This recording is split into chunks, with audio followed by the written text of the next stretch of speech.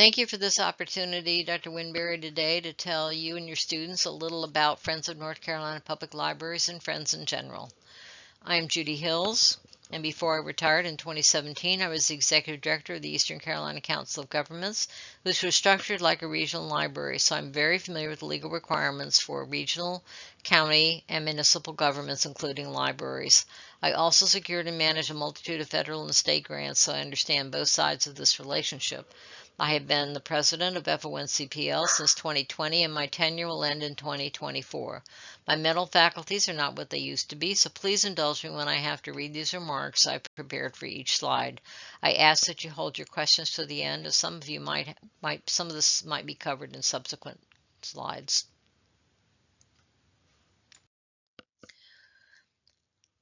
I think we need to get on the same page here, and it might be helpful for you to understand a couple of key terms because these are going to be repeated throughout the presentation, and you may or may not have an understanding as to how nonprofit organizations are structured. So here are a few basic definitions. An unincorporated nonprofit association, as defined by the North Carolina General Statutes, Chapter 59B. North Carolina does not require a nonprofit to file any forms, but this statute gives the organization certain rights. An incorporated nonprofit is covered by North Carolina General Statutes, Chapter 55A. The organization files for this status with the state. A donor can look up this organization on the Secretary of State's corporation's website. It's only done once. There's no requirement for yearly filings, and it's recommended that all Friends Group in the state be incorporated. A 501c3 is an IRS designation for a nonprofit. A group must apply for this designation and maintain it yearly by a filing of a 990 form, which provides financial data to the IRS. If the organization does not file the 990 for 3 years in a row, the IRS will automatically revoke this designation, and the benefit of a 501c3 designation is that those who contribute financially to it may take a charitable tax deduction on their taxes. Government entities such as libraries are not eligible to file for this designation, so it's recommended that all Friends receive this designation. The charitable solicitation license, generally any organization or person that intends to directly solicit contributions in North Carolina or intends to hire a person or business to solicit contributions in North Carolina must first obtain this license or exemption from the Charities Division. Organizations must renew their licenses each year to maintain license status, and this is required.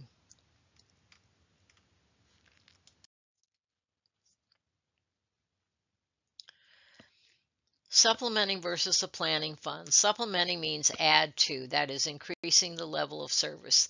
This may include purchasing items not paid for a grant. For example, snacks or swag. Supplement means to replace, to take the place of funding for. Friends funding should supplement, not supplant library funding.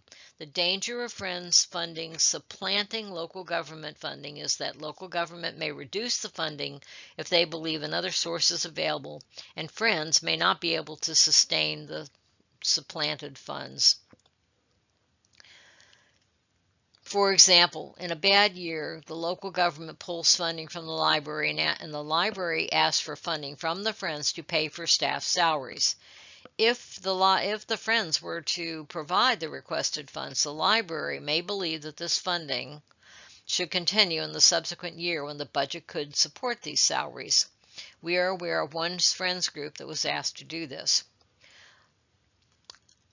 Also, funds that are used to supplement, take the place of, might include cleaning. Here's another true story. We had one Friends group tell us that a library director insisted that the Friends pay to have a carpet cleaned when a patron tracked in dog feces on his shoes. This is an example of supplanting funds. The library should have had to pay for that service themselves.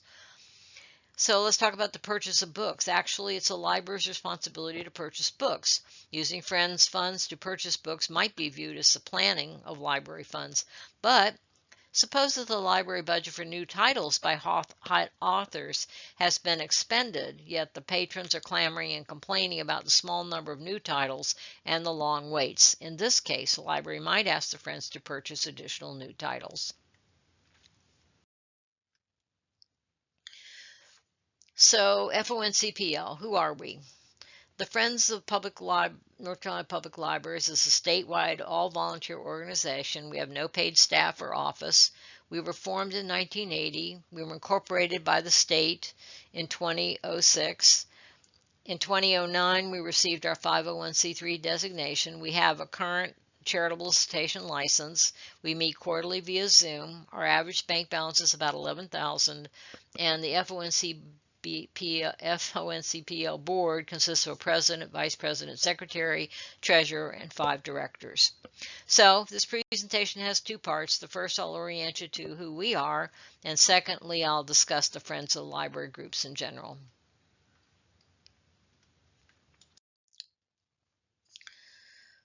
We help Friends build resistance by providing a nexus for the exchange of information, ideas, and experience among Friends of the Library groups in North Carolina. This is our main purpose, our mission. So what do? We encourage and assist the formation and development of local Friends of the Library groups. We help educate the Friends on their responsibilities. We provide a mechanism to share ideas. We foster and encourage cooperative efforts among citizens and libraries. And our newsletter, website, and emails keep the members up to date on Friends and nonprofit organizational issues and opportunities.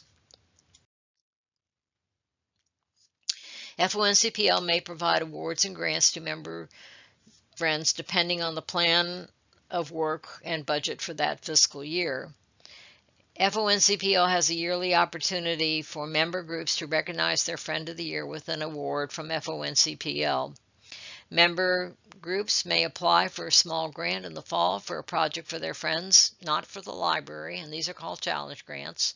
We also provide $100 to member groups wanting to host regional workshops for their friends, and depending on the budget, we may have other award opportunities. FONCPL is a member of the North Carolina Center for Nonprofits, and through this membership in this organization, we provide and share news, ideas, and information, and that benefits all of our North Carolina friends. And we financially support the advocacy efforts of the North Carolina Public Library Directors Association. For years, we've tried to have a closer relationship with NCPLDA to no avail. We would like to have our information on their website, because not all library directors and managers know of our existence. And we continue to provide $500 a year to NCPLDA for their advocacy efforts. We provide consultation with member friends groups that request assistance and library directors who have questions. Examples of consultations include other issues with friends, with other groups of friends, bylaws, state sales tax, dues, advocacy, gifts for library and staff, giving staff scholarships, book challenges, to name a few.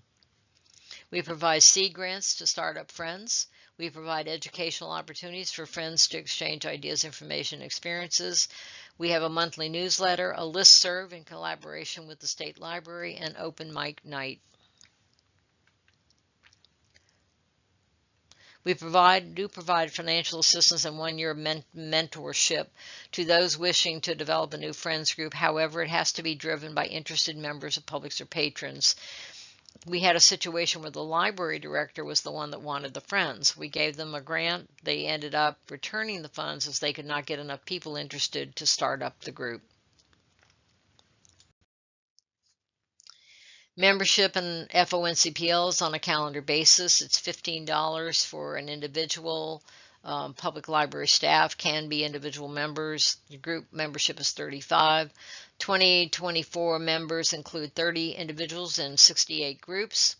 And as near as we can determine, there are 196 friends groups serving one or more libraries in North Carolina. We estimate that about 120 are active. We hope that all existing friends groups in North Carolina will be members, and you can help us and help your friends group by suggesting that they be members of FONCPL. We invite library directors and managers to be individual members of our group.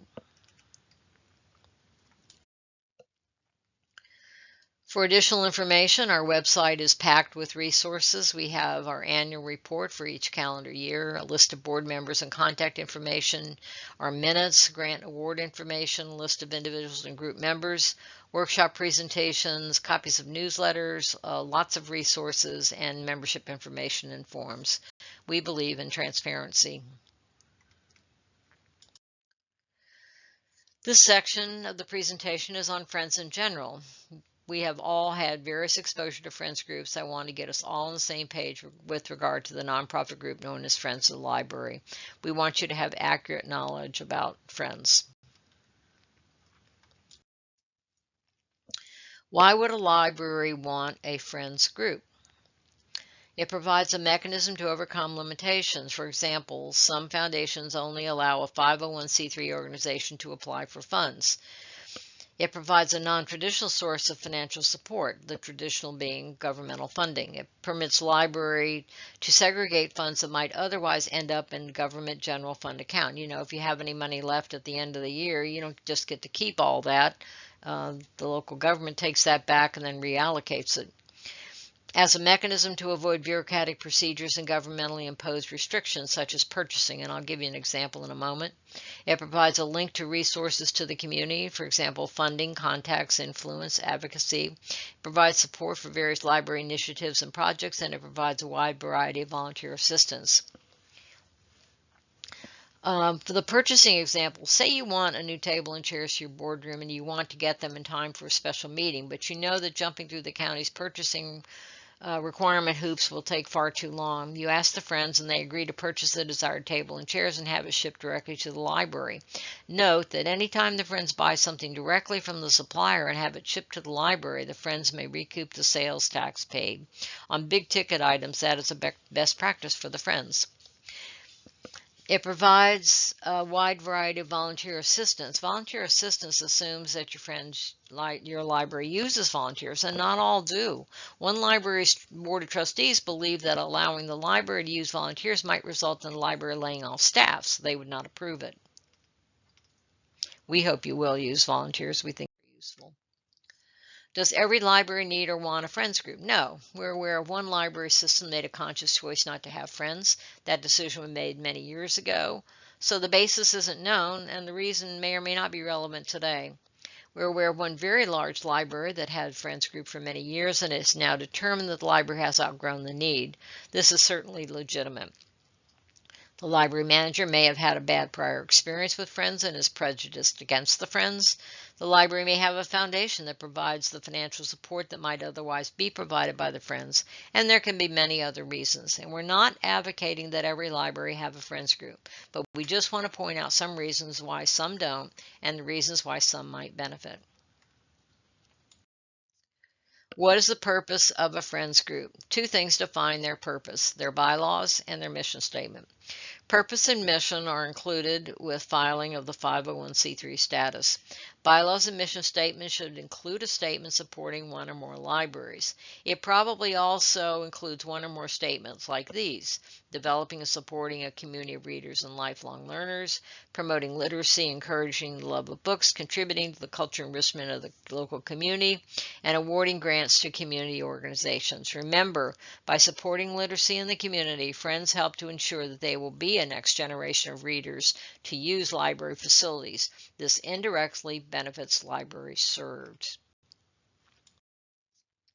So how are friends structured? How they are structured makes a difference in their legal status. There are ways to structure. We've covered this a little bit at the outset. They can be unstructured or informal. A loose-knit group, as defined by NC law, is an unincorporated nonprofit association. They can be incorporated with the state in which they operate. As of June 2024, 83% of the 196 friends groups in North Carolina are incorporated. A nonprofit recognized by 501c3 status as of June 2024, 27% of the friends in the state do not have this designation, and 6% of those have had their status revoked for not filing their 990 form.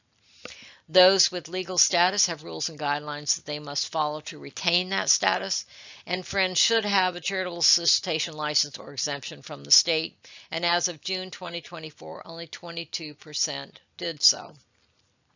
And we encourage newly formed and existing Friends to incorporate as a nonprofit with the state Corporations Division, to complete the paperwork for charitable solicitation license or exemption with the state, and to seek 501c3 status.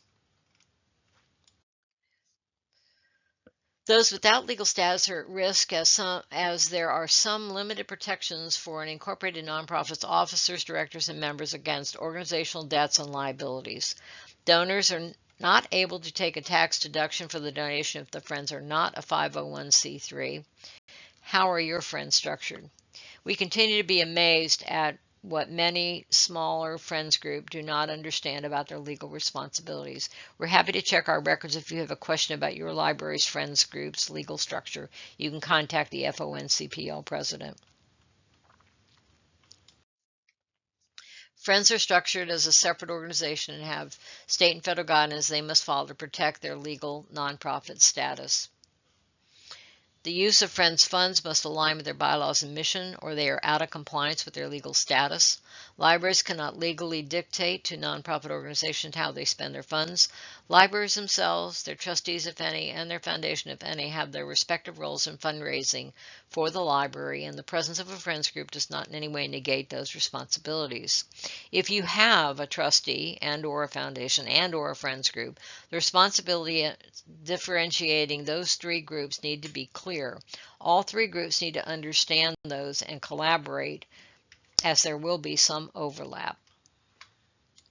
Here's an example of a table that you should fill out to help all parties understand better their roles, and it's a good tool as well for orientation of new staff, new trustees, new foundation board members, and new Friends members. You would just need to fill out those different boxes within the table. So how do libraries and Friends work together? The elements of library-Friends relationship that need clarification or understanding are the development or fundraising functions in which the Friends are involved, the scope of the Friends services within the organization, and the degree of integration of the priorities of the Friends and the library. Documents that clarify relationships, although they're not required, include a memorandum of understanding or an MOU, and there could be other ways you could put this information in writing. We continue to advise Friends of the Library staff that staff should not be on the Friends board. They can be members of the Friends, but they shouldn't hold an officer or a board position.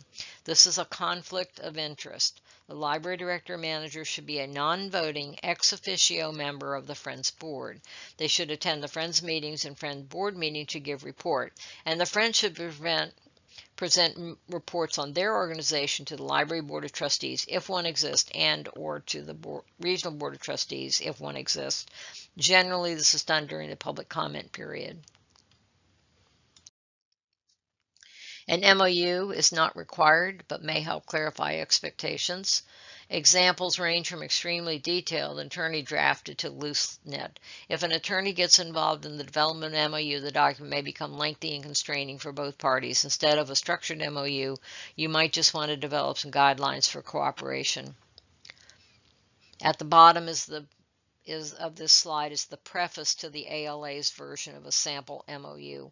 We're going to review this sample point by point. It says that the Friends mission is to raise money and public awareness in the community to support the services and programs of the library. This is not the only mission of the Friends. And as a 501c3 corporation, unfortunately, not all of them are 501c3 corporations, says it is a legally distinct entity. It's not part of the library. That part of the MOU is correct. Library agrees to include the Friends in the long-term planning process to ensure that the Friends are aware of the goals and direction of the library. That is a best practice. The library agrees to share the Friends library strategic initiatives at the beginning of each fiscal year and discuss with the Friends how their resources and support might best help through these initiatives. That is a best practice. The library agrees to supply the Friends with a wish list each year that indicates anticipated needs for Friends support. That is a best practice and are advised. The library agrees to provide the Friends with staff support to assist them with the development of the newsletter, mass mailings, meeting coordination, and Friends promotional materials. This is optional. We advise the Friends not to use staff for things they should be doing themselves. Most of those things mentioned they should be doing for themselves. Friends should minimize their impact on library operations. The library agrees to provide public space for Friends membership brochures and promotional materials. That's a best practice. The library agrees to provide the Friends with space in the library for book storage, sorting, book sales, and office needs. This is optional. As far as the use of space by the Friends, most libraries won't have space. Once the Friends start using space, they may begin to think of it as theirs, and it may be hard to repossess if the library needs the space again. It could create hard feelings. We have seen a situation where that has occurred. The Friends agree to publicly support the library and its policies. This is possibly problematic. Who could have predicted that library trustees and our library administration may agree with the banning of certain materials? We have all seen the news articles. The Friends may believe in the freedom to read, so they may be averse to publicly supporting such library policies. It might be best if this item were left out of an MOU. The Friends agreed to include a member from the library's administration as a non-voting presence at all Friends meetings and to allow room on the agenda for a library report. That's best practice, but at the same time, the library board of trustees need to allow Friends time on their agenda as well. The Friends agreed that any and all monies raised will be exclusively for library program services and other library-defined needs unless otherwise agreed to by both the Friends and the library. This is problematic and may compromise the Friends' nonprofit status. Only the Friends can determine how the money collected by the Friends can be spent, and Friends cannot agree to this statement.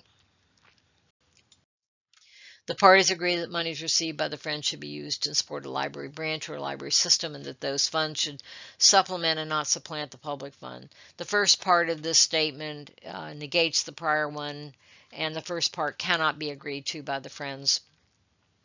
And the second part of this statement is accurate. The Friends agree that the library administration has the final say in accepting or declining any and all gifts made by the Friends. This is a best practice. An example of this might be, let's say somebody on the board believes that the library should have a 3D printer. Well, maybe the library doesn't have the space for a 3D printer, and maybe they don't have the staff to be able to support the use of a 3D printer. So in this case, the library should have the final say and decline the 3D printer. The Friends agreed to engage in advocacy efforts on behalf of the library under the guidance of the library and the library's board of trustees. That goes back to being problematic again. Advocacy issues we know might be averse to the freedom. If the Friends believe in the freedom to read, the trustees might not agree with that. Only the Friends can determine what they will advocate for. The Friends agree that if they cease to actively fundraise and promote the library, they will disband, allowing for a new Friends group to be established in the future. Regarding that last statement, who will determine if the Friends are no longer actively fundraising or actively promoting the library?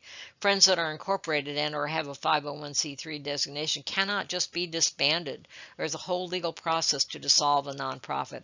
This statement does not belong in an MOU, and it's unenforceable anyway. So what's missing from this MOU? The library donating discarded books to Friends for them to sell. Best practice is for the library to have a policy for discarded library material approved by the trustees. We do not recommend restrictions on discarded books given to Friends to sell. For example, one library requires that unsold discarded books must be returned to the library. Why in the world would they want that anyway? We are Friends using the use of library facilities for events. We are aware of issues that have arose because of the Friends' use of meeting and event space controlled by the library. It's best to define those uses and approval process. And lastly, it might be helpful to make it clear to both sides when the approvals need to be given for requests, and that involves a chain of communication. So the critical juncture is when there's a new library director or manager. It's a tenuous time for Friends. They only know their past experiences, good or bad, that they've had with the library director or manager, and there may have been clashes and problems that could have been on either side or both sides. And you can bet that as soon as they have information on the new director or manager, they'll contact the Friends at the library where the new director or manager was previously employed to find out if they had issues with that individual. New library leadership is a good time to clear the air and begin again for both sides, and please don't let your past prejudices get in the way of establishing good working relationships. I say the same things to both groups. So a new director or manager should examine his or her own past experience and determine any prejudices that there might be. They should research the Friends when they take the position, find out as much as possible about their history, leadership status, bylaws, how the Friends interact, how the Friends support the library, what issues there are, the MOU, anything at all that they can determine on the existing group. Create a set of important questions and determine expectations. Meet with the president of the Friends to discuss, and do it as soon as possible after taking the position so you can set the tone of the relationship and get the group off on the right foot with the group. And recommend setting up an informal meet and greet with the Friends board. So what are the degrees of autonomy of Friends? It can range from extreme or bureaucratic control to complete independence. Issues with a high degree of oversight and control of the Friends by the library, while it might be satisfactory to the library, it seriously limits the Friends' effectiveness, limits the group's ability to attract quality board members, it prevents the Friends board from exercising their fiduciary or legal responsibilities, and it jeopardizes the tax-exempt status of the group. Issues with too much independence of the Friends, while it might be satisfactory to the Friends, it may cause animosity, distrust, and friction. Groups at either end of the spectrum may become dysfunctional, but it is entirely possible to have groups on either end of the spectrum that could function perfectly. For example, we're aware of one Friends group where the library staff performs many functions normally assigned to the officers of the Friends. This is a highly bureaucratic structure, but they say they do it because the Friends board is weak and that the organization would fall completely apart if they did not do so. However, that said, we do not advise this structure. We are also aware of groups where a high degree of independence that function superbly with their library because of the experience of the Friends board and the excellent relationship they have with library management and staff. What are the reasons why Friends get off track? Here are some statements made by librarians. Friends believe that because they raise the money, they should decide how they spent. Yes, they absolutely have that right. Friends withhold money for the library for which it has a legitimate need. Well, while the library may have a legitimate need, the Friends do have the right to determine if that's how they want to spend the funds they control. For example, what if the library's legitimate need was to resurface their parking lot? The Friends bylaws and mission statement states they support reading and literacy. Maybe the Friends don't happen to agree that asphalt is a better use of their funds than books or computers. Of course, the decision may have gone the other way if the president of the Friends car had to be repaired because it hit a pothole in the library parking lot. The Friends give money raised to organizations or initiatives outside the library. Friends become clubbish and follow their own agenda. Maybe. Friends oppose library policy and direction. They might. Friends officers don't turn over and they begin to think of money raised that they own. It could happen. As you can see, we have seen some places in North Carolina where how the money gets spent is a key issue. Relationships can be problematic as well due to the personalities involved. Sometimes it's the Friends and sometimes it's library management. If FONCPL is asked to consult, we try to ferret out the issues and present a balanced analysis of the situation. We do not automatically take the position that the Friends are in the right. What else have we heard about Friends? Friends are secretive and unwilling to share organizational financial information. We absolutely advocate transparency. It's not appropriate for Friends to hide pertinent organizational and financial information. Library staff and the public should be welcome at all Friends meetings, and the board can always go into executive session if there's something sensitive to discuss. The Friends don't invite library administration to their meetings. They absolutely should. Friends expecting or demanding special privileges or services from the library staff. Regarding this, one NC Friends group reached out to our state organization for advice recently. The library's internal auditor pointed out that it was inappropriate for the library staff to be selling and collecting money for Friends, even though the money was not commingled with the libraries. That was a situation where the library really should not have been doing that, and we did advise the Friends that that was really not appropriate. Friends not sharing or publicizing organizational data, lack of transparency. Again, we advocate for transparency. Friends are ineffective at fundraising. Some groups are and some groups aren't. The Friends group is stagnant. It may be. Friends operations are behind in the use of technology and social media. Regarding the use of technology by Friends, in a study of the Friends groups in North Carolina that I mentioned earlier, we found that 28% of the groups did not have one email address that we could identify. Suffice it to say that some concerns are legitimate and Friends really should be addressing them. The library tries, so what issues have Friends had with libraries? The library tries to control or dictate to the Friends how the organizational funds should be spent. We've discussed that. The libraries exclude Friends from a meaningful involvement in programming and organizational development and then get upset when the Friends don't support their decisions. A concern that Friends funding is used to supplant instead of supplement the library's funding. And there's no accountability and feedback to the Friends on how the money that they gave to the library actually ends up being spent. Remember that the Friends are a nonprofit organization, legally separate from the library, therefore neither group can dictate to the other. Communication is essential to establish a good working rapport. The funding provided by the Friends should be clearly identifiable in the library's finance report so that the Friends can be assured that the money that they gave was used as intended. Handle it like a grant. This is their fiduciary responsibility to their donors. For example, if the Friends gave the library a $1,000 check to purchase a computer and the money was spent instead on new chairs for office staff, this may end up being an audit exception for the library.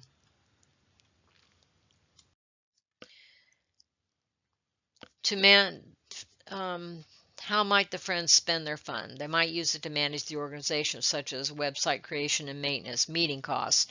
To recruit and retain and recognize members, they need brochures, recruitment events, awards, for expenses for programs, events, and fundraisers, for expenses related to book sales.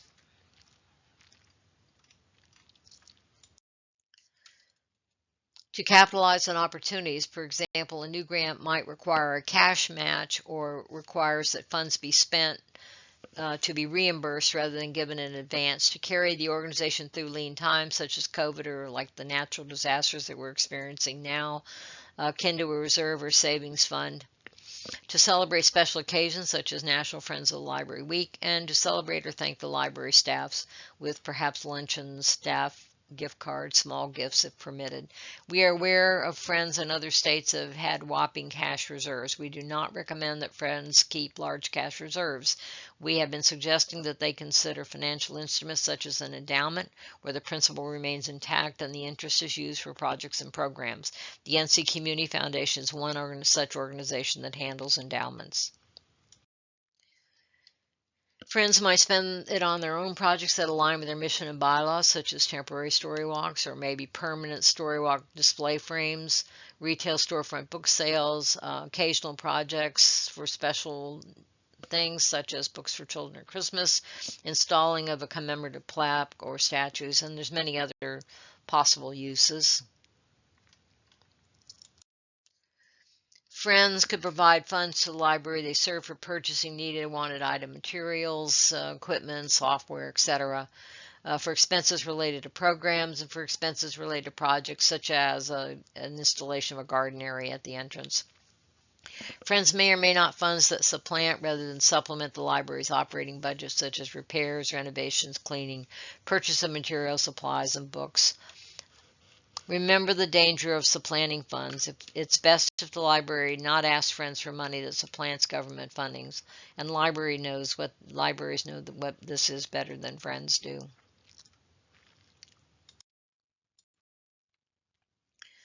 If members are concerned about how the Friends Board spends or doesn't spend the organization's funds, the bylaws generally has a clause about a called special meeting where this can be discussed. And if the library has concerns about how the Friends do or don't spend their money, the Friends' money, they need to bring it up to the Friends membership.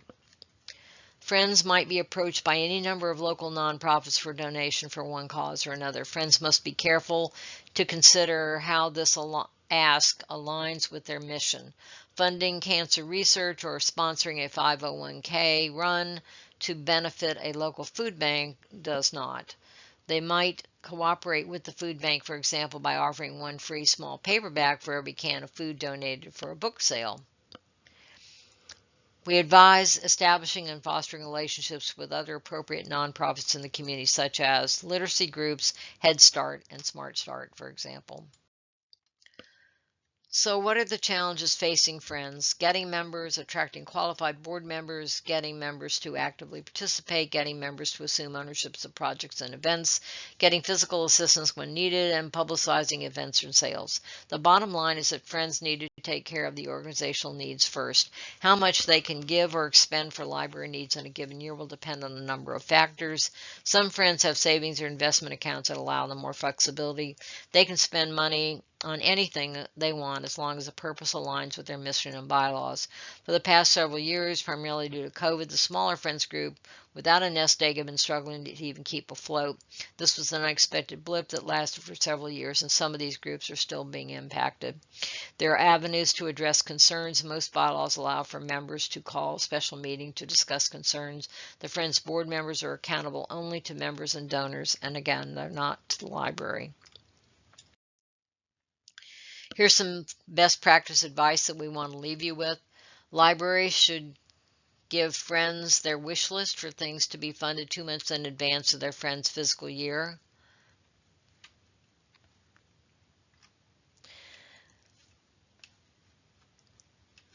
Friends should do everything possible to reduce their dependence or impact on library staff. Friends are first and foremost nonprofits. They should be transparent regarding their operations and finance.